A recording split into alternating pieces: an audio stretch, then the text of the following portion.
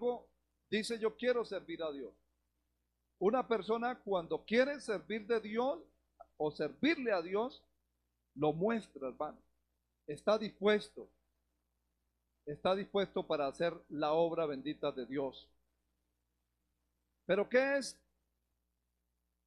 hermanos, conformismo? ¿Qué es conformismo? Es como una rutina. O sea, que yo me dedico a hacer algo que me asignaron, que me corresponde. A veces, hermanos, prometemos y en un momento de fuego del Espíritu Santo, porque si hablamos del Espíritu Santo como fuego purificador, ¿sí? En algún toque del Espíritu Santo, porque esos son los toques o esa es parte de la llenura del Espíritu Santo. Vuelvo y digo, ya tenemos el Espíritu Santo, porque somos templo del Espíritu Santo. Si no tenemos el Espíritu Santo, no somos de la iglesia. Somos simpatizantes. Venimos a los cultos, pero para ser miembros de la iglesia de Dios, tenemos que tener el Espíritu Santo. Y el fruto es que venimos a un culto, oramos, honramos a Dios, le somos fieles, adoramos a Dios, alabamos a Dios, nos preparamos cada día más y hay un anhelo en nosotros de servir a Dios. Ya demostramos que tenemos de verdad el Espíritu Santo de Dios. Bendito sea nuestro Dios. No nos conformamos, hermanos, con una rutina. Y entonces prometemos que vamos a servir a Dios. ¿Cuánto nos ha pasado? Vamos a una confraternidad, a una convención, y de repente allí está la gloria de Dios, hermano. Ahí está esa chequina del Señor, digámoslo así. Está la presencia de Dios. Dios nos habla a través de una palabra. Dios usa al mensajero de la palabra y corremos al altar y decimos, ahora sí me voy a comprometer. Ahora sí voy a servirle al Señor. Cuésteme lo que me cueste. Voy a dejar la pereza, voy a dejar la negligencia y voy a servirle al Señor, porque Dios me está llamando. Pasa como en los cultos misioneros. El misionero pasa, da testimonios de lo que Dios está haciendo en cierto país, en cierto municipio, en cierto departamento donde está hablando, donde está predicando, donde está llevando el mensaje. Pero de repente el hombre con esa unción que está allí dice, yo no sé si aquí hay alguien que tenga el llamado a la obra misionera.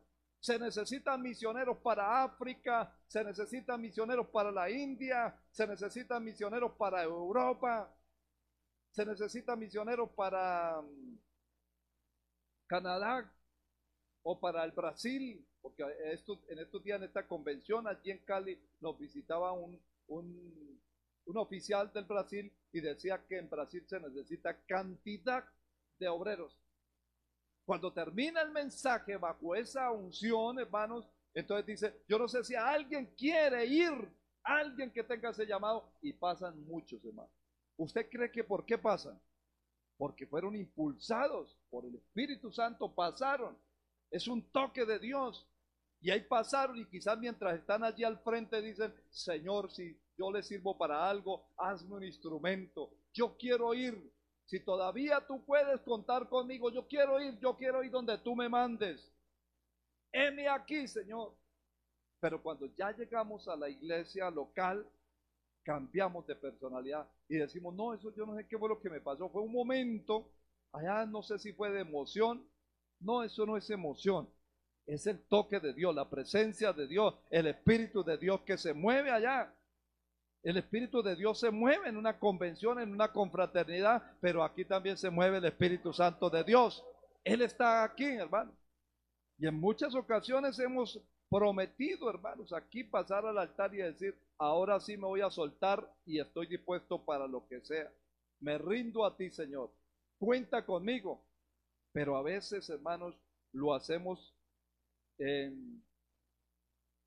por emociones. Porque hay una batalla entre lo que se llama convicción y emociones. Convicción quiere decir que está convencido de lo que va a hacer, de lo que va a realizar, que está seguro de lo que va a hacer. Pero emociones es porque es por un momento. Un momento, un impulso que los lleva a decir, a hacer cosas, a prometer cosas que después no va a cumplir. Por ejemplo, la Biblia habla muy bien de Pedro. En cierta ocasión, cuando el Señor le dijo que, que él era necesario ser entregado y que muchos se iban a ir. Y Pedro se levantó y dijo, no, Señor, aunque todos se vayan, yo estaré aquí. Aunque todos se vayan, yo estoy dispuesto a morir por ti. No te dejaré. En un momento de emoción, al estar ahí con Jesús en la presencia del Señor, dijo esas palabras. Quizás muchas veces cuando estamos en la iglesia, cuando estamos en una confraternidad, en una vigilia, estamos tan emocionados, estamos ahí en la presencia del Señor, nos comprometemos, ofrecemos y decimos tantas cosas tan bonitas y se nos pasan por nuestra mente tantas cosas que decimos, estoy dispuesto aún a morir por ti. Pero no pasó, hermanos, cuando el Señor ya fue entregado, vinieron y le dijeron allí en el jardín del palacio donde estaba allí Caifás y ¿cómo era el otro? Y Anás y Caifás, bueno, los sumos sacerdotes de aquel entonces, se aparece una criada y les dice, tú también eres de ellos. Y el que estaba dispuesto a morir por Jesús, pues negó. Dijo, no, nos parecemos, pero no soy. Tú también eres cristiano. Yo, no soy, no. Es mi mamá, es mi hermana, es una parecida. Tú también eres cristiano porque yo lo he visto entrar allá al frente del Super Inter, ahí en esa iglesia grande, bonita.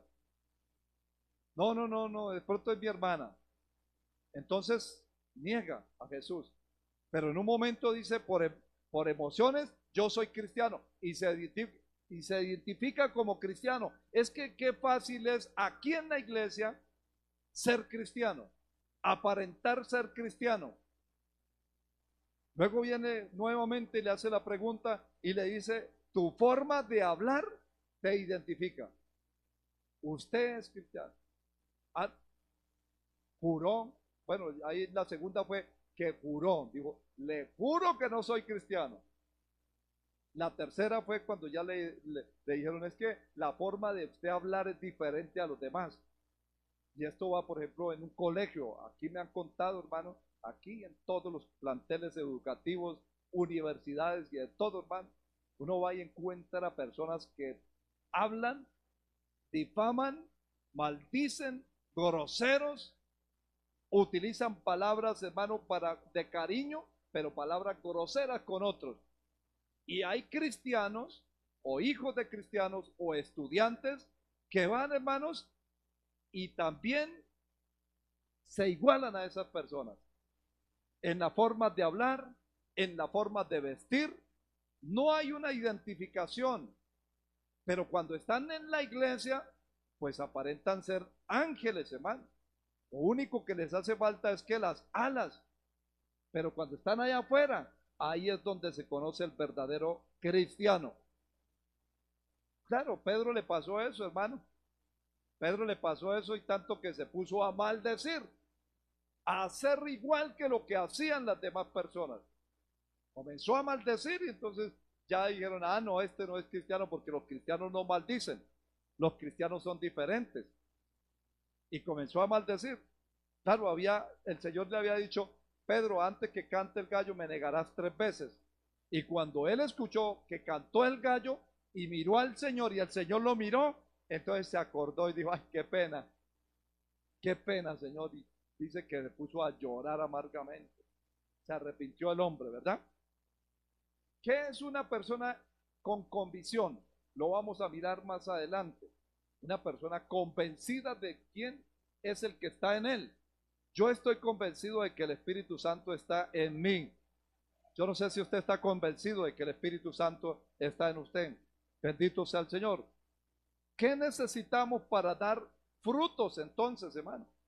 Ahí el versículo que hemos leído, el versículo 4, me refiero al versículo que ustedes leyeron, lo que se necesita es estar en plena perseverancia. Primero, plena perseverancia. Amén. Plena perseverancia. Perseverar. ¿Qué es perseverar? Persistir, insistir. ¿Qué es perseverar? Continuar, proseguir hasta la meta final. Esto del cristianismo, hermanos, si de verdad somos cristianos y si de verdad es el Espíritu Santo el que nos está guiando hasta aquí, nosotros podemos seguir, persistir, continuar hasta el final. Porque la Biblia dice que el que persevere hasta el fin, este será salvo. Y la salvación es de perseverancia. Si usted persevera, puede tener equivocaciones, claro que sí, todos tenemos equivocaciones. Debido a las pruebas, a las luchas, a las personas que nos rodean, podemos tener equivocaciones como las tuvo Pedro, Juan, como las tuvieron los apóstoles, porque en realidad todos lo dejaron solo a Jesús. La multitud que seguía a Jesús, Jesús, hermanos, los sanaba, les daba la palabra, resucitaba a los muertos, los leprosos eran limpios, los sordos oían, los ciegos veían, los mudos hablaban. No sé si hay mudos acá o hay personas que hablan y que pueden adorar, que pueden glorificar el nombre de nuestro Dios en esta noche. Hacía milagros y prodigios, multiplicaba los panes, los peces, cosas tremendas, resucitaba a los muertos. Pero un día el Señor se paró y les dijo, si me amáis, y todos decían amén, lo amamos.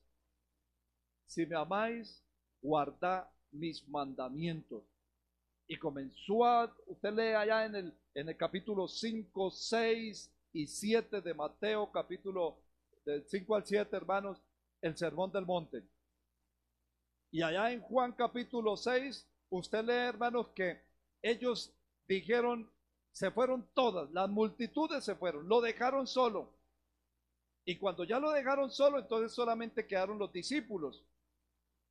Y les dijo, ¿acaso ustedes también se quieren ir? Pero se levantó ahí Pedro, el fanático de Jesús, el que hablaba por convicción, dijo, Señor, ¿a quién iremos? Si tú tienes palabra de vida eterna, no podemos ir a ninguno, fieles hasta el último día.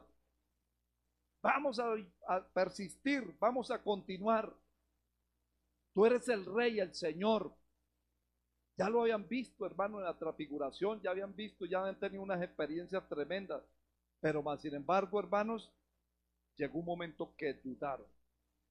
Entonces, hermanos, para que demos frutos se necesita permanecer en medio de la prueba, en medio de la lucha, en medio de lo que pueda estar atravesando, hermano. Es importante permanecer, estar en plena perseverancia, perseverar, persistir, continuar. Mateo 24:13 lo dice, el que persevere hasta el fin, este será salvo. Es verdad, hermanos, que pasamos momentos difíciles, momentos de crisis, pero hay que perseverar, hermano. Hay que mantenernos firmes, adelante, mirando siempre a Cristo, hermanos. Es verdad que muchas veces pasamos desiertos y creemos que no vamos a lograr pasar al otro lado, que nos vamos a quedar ahí en medio de esa crisis. Es verdad que las pruebas muchas veces son duras. A veces tenemos pruebas tan duras que no entendemos, hermano. Y decimos, pero por aquí busco ayuda, no hay, por acá también. Voy al culto, oro, ayuno, vigilo. Pero estos siguen estas pruebas. Salgo de una prueba y entro en la otra. Señor, imposible perseverar así. Es verdad, hermanos, que todo esto puede venir. Bendito sea el Señor. Pero Cristo nos anima a seguir. El Señor nos anima a seguir en su camino. Cuando nos dijo, si permanecéis en mí y yo en vosotros.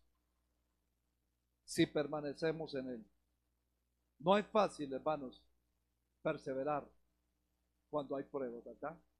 Cuando estamos pasando un momento de una autoestima baja, que nada nos sube el ego, hermanos. Tienen problemas familiares, tienen problemas en el trabajo, con los amigos, problemas quizás con el líder de la iglesia, hasta con el pastor. Amén. No es fácil. Muchos quieren desertar, se quieren ir, pero a la final dicen, ¿a quién iremos? ¿A dónde iremos, Señor? ¿A dónde iremos? Si vamos allí, hermanos, peor. Allá vamos a encontrar problemas. En todo lugar vamos a encontrar problemas. Porque a veces queremos encontrar una iglesia perfecta.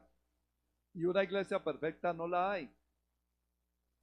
Y si hay una iglesia perfecta y una persona que no pudo perseverar, que se fue, se apartó y se fue para allá, cuando llegue allá esa iglesia, se va a volver imperfecta también. Porque a veces pensamos que son las demás personas las que tienen el problema, cuando el problema quizá puede estar radicando en cada uno de nosotros. Entonces, hermanos, no es fácil perseverar cuando hay pruebas, problemas, conflictos, dificultades. Cuando el creyente es atacado por el diablo, que el Señor le reprenda. Ahí en Santiago capítulo 4, busque hermanita por favor, Santiago capítulo 4, versículo 7, dice la palabra que la solución está en someternos pues a Dios y resistir al diablo, y él huirá de vosotros. Versículo 8, acercados a Dios y él se acercará. Perdón, Santiago 4:7, ¿sí está ahí? Santiago 4:8. Acercaos a Dios y él se acercará a vosotros. Pecadores, limpiad las manos, y vosotros los de doble ánimo, purificad vuestros corazones. Entonces a veces nos pasa lo que pasa es porque somos de doble ánimo. A veces estamos tan fervientes, tan dispuestos a servir. A veces estamos con un fuego que danzamos, hablamos en lenguas. No nos cambiamos por nadie, pero de un momento a otro los vemos achicopalados, afligidos, autoestima baja, deprimidos, estresados. Vemos la indiferencia de algunos hermanos. ¿Qué está pasando? Un día sí, otro día no, o un rato sí y al otro rato no. Una semana sí y otra semana no. ¿Cómo le dice ahí que son, hermanos? Son personas de doble ánimo, personas de doble ánimo. Cristo sabía que si no permanecemos en Él, si no permanecemos en Cristo, no podemos llevar frutos, no podemos dar fruto, porque eso es lo que habla el pasaje aquí. Ahí dice, yo soy la vid verdadera. ¿Quién es la vid verdadera? Cristo. Y mi Padre es el labrador. Todo pámpano que en mí no lleva fruta, no lleva fruto, lo quitarán. Y todo aquel que lleva fruto lo limpiarán, para que lleve más fruto. O sea, todo aquel que persevera, que se mantiene, pues lleva fruto. El Señor lo limpia. ¿Cómo nos limpia el Señor? Seamos conscientes y responsables. Esta es la palabra de vida. Dice la palabra, ya vosotros estáis limpios por la palabra que os he hablado. Esta es la palabra que nos limpia, que nos purifica, que nos santifica a través de la palabra. Pero si no la leemos, si no la ponemos en práctica, si no la examinamos, no la escudriñamos, ¿cómo nos va a limpiar? Si la palabra es comparada con algo que nos limpia, ¿y qué sería lo que nos limpia si llegamos sucios del campo? El agua. Entonces comparada con el agua que nos limpia. Entonces si llegamos sucios, cansados, Queremos darnos un duchazo, nos bañamos y quedamos limpios. Pero si no hay una ducha, entonces con una caneca sacamos por tazadas de agua, nos bañamos, nos limpiamos. Pero si llegamos cansados, hermano, y solamente sacamos un vasito de agua para bañarnos todo el cuerpo, venimos, hermanos, sudados, con mancha de plátano, con mancha de café. A duras penas un vasito de agua nos sirve para calmar la sed, pero no para bañarnos. Y así es la palabra, por eso el apóstol dice que la palabra de Dios more en abundancia en nosotros, que debemos de leerla en abundancia. Hoy en día hay Biblias, hermano, en aplicaciones, en audio. Usted puede deleitarse escuchando los mensajes ahí, si es que no sabe leer, no puede leer, no ve la letra. Yo siempre hago la recomendación, hermano, léase la Biblia, procure leerse la Biblia en un año. En un año, hermano. Si usted ya lo está haciendo, lo felicito. Ojalá ya vaya por allá en Esther. Yo ya pasé Esther, ya entré a los primeros capítulos de Job. Ahí voy leyéndola. Pero la meta mía es que antes de finalizar el año, ya habérmela leído toda. Y así lo he hecho, hermano, durante más de 25 años. Propóngase leer la Biblia en un año. Algunos la pueden leer hasta en 3 meses, otros en 6 meses, y así sucesivamente, hermano. Pero hay que leerla y aparte de eso hay que meditarla, porque ella es la que nos limpia.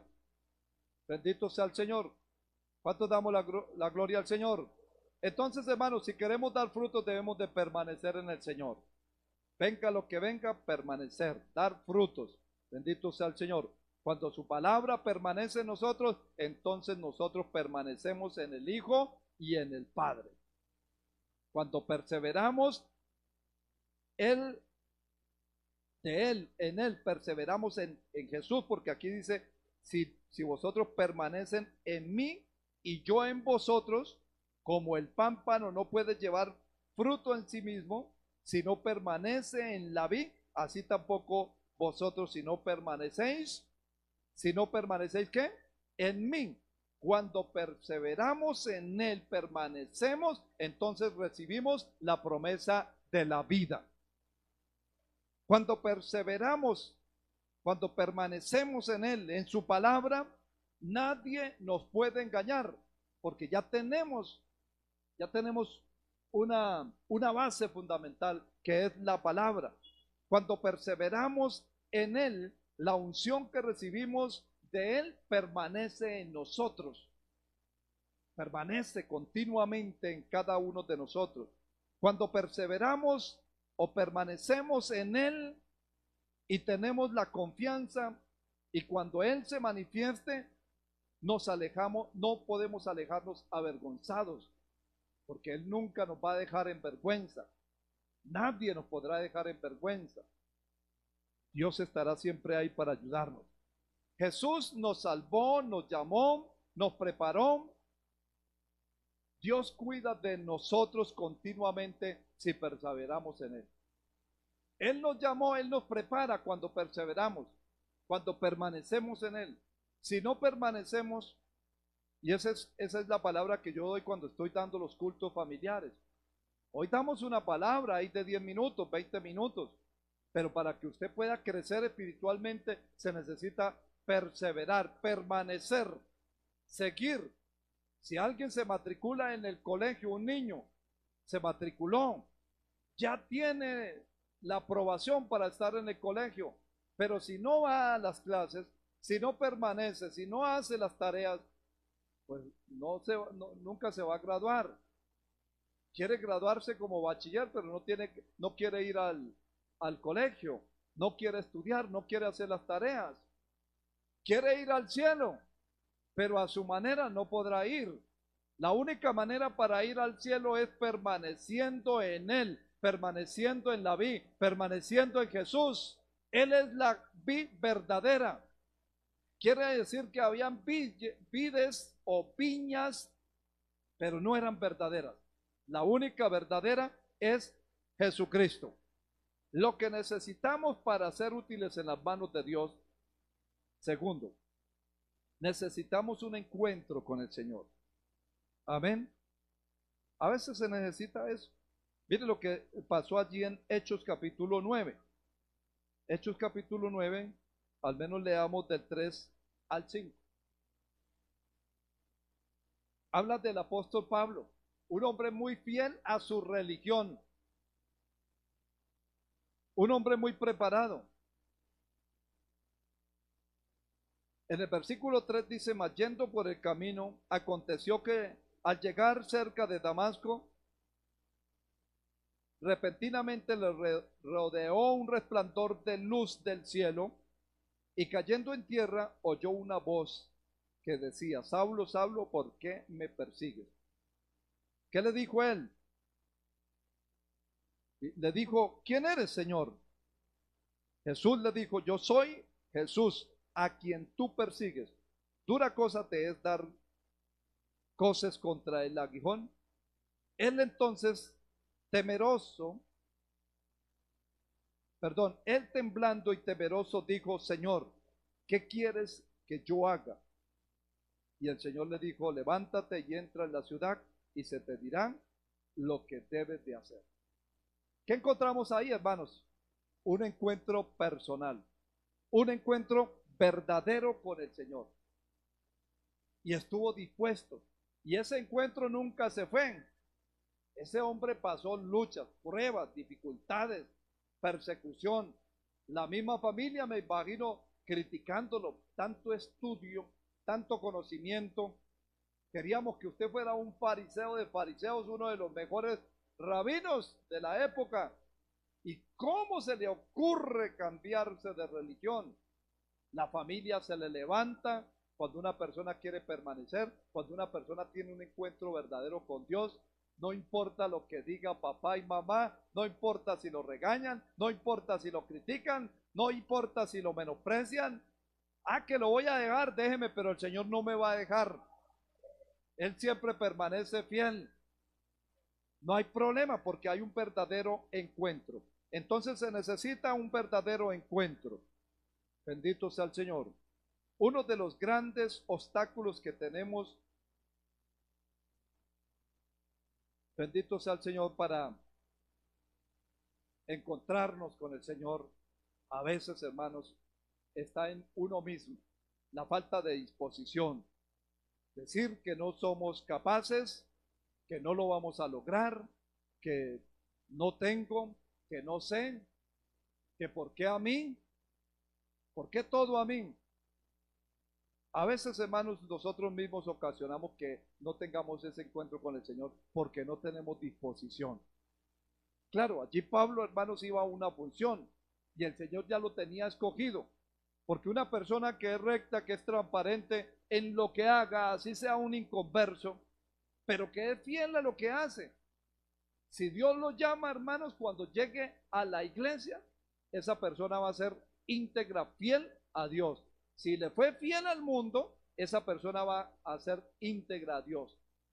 Porque ya venía, entonces el Señor lo miró. Dijo: este es fiel a su religión. Si se convierte, va a ser fiel a mí. Bendito sea el Señor. Es decir, hermanos, que creemos en Dios, pero a veces no le creemos a Dios. Job era un hombre íntegro, recto, temeroso de Dios, apartado del mal, pero sufrió, hermanos, pruebas, luchas, dificultades, pérdidas económicas, pérdidas de la familia, pérdidas de la salud. Pero él, sin embargo, cuando le decía: maldice a Dios y muérete, él decía: desnudo salí, desnudo volveré. Bendito sea el nombre del Señor, sea el Señor glorificado. Y tuvo muchas experiencias y encuentros. Pero dice el capítulo 42:5 de Job, ¿qué dice? De oídas te había oído, mas ahora mis ojos te ven. Note que era un hombre el justo, un hombre transparente, pero no había tenido un encuentro con el Señor. Ya finalizando allí es que encontramos que Job dice, oiga, de verdad, de oídas te había oído. Porque así hay muchas personas de oídas, creen en Dios, pero no le creen a Dios. Solamente con las palabras, hermano. Pero va más allá para tener un encuentro verdadero con Dios. No solamente las palabras, sino que tengamos de verdad esa fe, esa certeza en Dios. Lo que necesitamos para ser útiles en las manos de Dios es permanecer en Él. ¿Qué más dijimos? Tener un encuentro con el Señor. ¿Ya tiene usted un encuentro con el Señor? Lo que necesitamos para ser útiles en las manos de Dios es estar llenos del Espíritu Santo. ¿Cuál es el tercero, hermanos? ¿Cómo? ¿Usted lo escuchó?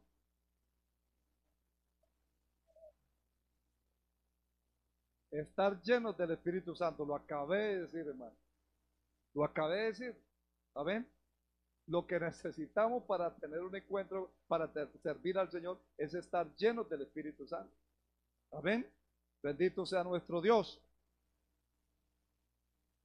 Permanecer en Él es el primero. Segundo, tener un encuentro personal con Dios, como lo tuvo Pablo, lo tuvo Job, y bueno, muchas personas, aquí lo vemos. Solamente hago énfasis de ellos. Pero lo tercero, para permanecer, para servir al Señor, o como el tema que le coloqué, lo que necesitamos para ser útiles en las manos de Dios, se necesita estar llenos del Espíritu Santo. Y concluyo con lo de Pedro. Pedro, por emociones, no funcionó, pero se arrepintió. Pero cuando Pedro fue lleno del Espíritu Santo, ¿qué pasó? Ya no le importaba morir. Ya se enfrentó a todas esas naciones que se reunieron allí. Les predicó el Evangelio.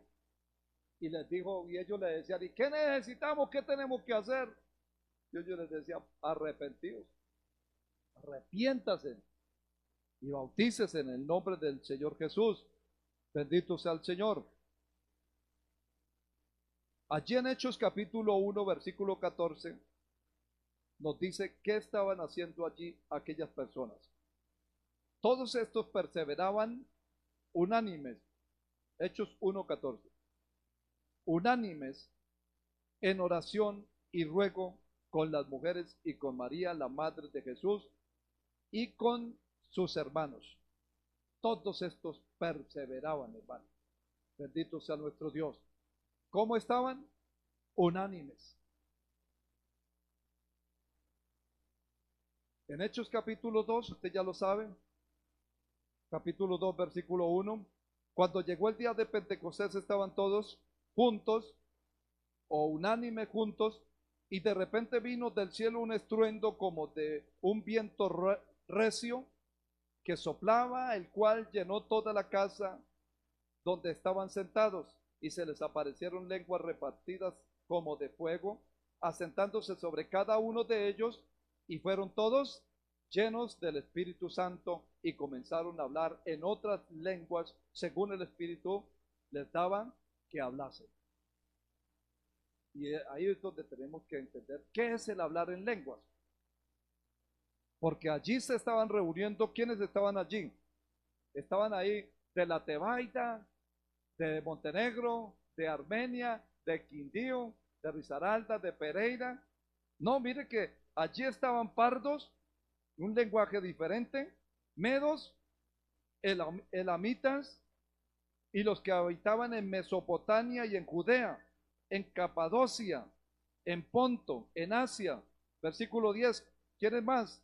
En Frigia, en Panfilia, en Egipto, en África, más allá de Sirene, romanos que residían tanto judíos como proselitos, cretenses, versículo 11, árabes, los oíamos hablar en las lenguas, en nuestra lengua, las maravillas de Dios. Eso es hablar en lenguas. Eso es hablar en lenguas. Que si llega aquí un gringo, hermanos, que no quede gringo ahí porque yo le hablo en español. sino que realmente esa palabra le llegue a él. Entonces ellos comenzaron a hablar en lenguas distintas, eran 120, y comenzaron a predicar en la lengua que hablaba francés o francés. Voy a poner un ejemplo al de ahora. Hablaba mandarín, mandarín. Hablaba español, bueno, español. Hablaba, a veces no, mire que nos decía el misionero que está en Brasil, aprenda a hablar portugués y ya con eso basta. Si tiene el llamado, aprenda a hablar portugués. Y a veces no sabemos ni hablar portugués, que es casi parecido al castellano, al colombiano. Eso es hablar en lengua. A veces pensamos que lengua es porque yo hablo acá 2, 3 palabras en lengua y que ya. No, allí cayó un poder tremendo. Eso fue algo sobrenatural. Para que esas personas de tantas naciones entendiesen el mensaje, hermanos, dice, los oíamos hablar las maravillas de Dios. Eso es algo, ¿verdad?, que transforma, ¿cierto? Bendito sea el Señor. Como un día dice, hay un comentario que el pastor Luis M. Ortiz, fundador de esta misión, ya fallecido, pero él estaba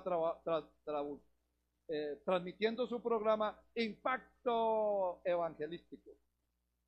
Y al tiempo, hermanos, vino una tribu por allí de cierto lugar que alcanzaba a escuchar la señal de la predicación del pastor.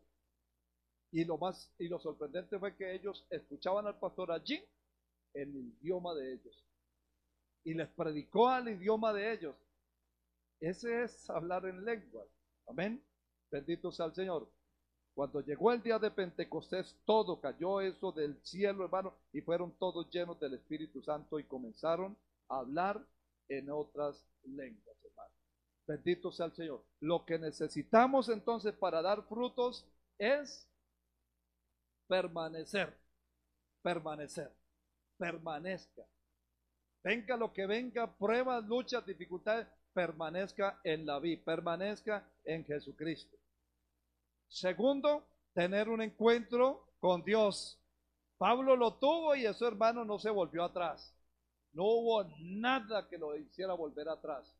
Y yo pienso que si usted permanece, si usted persevera hasta el fin, venga lo que venga, pruebas, luchas, dificultades, y se mantiene hasta el fin, hermano, es porque usted ha tenido un encuentro con Dios como yo lo he tenido.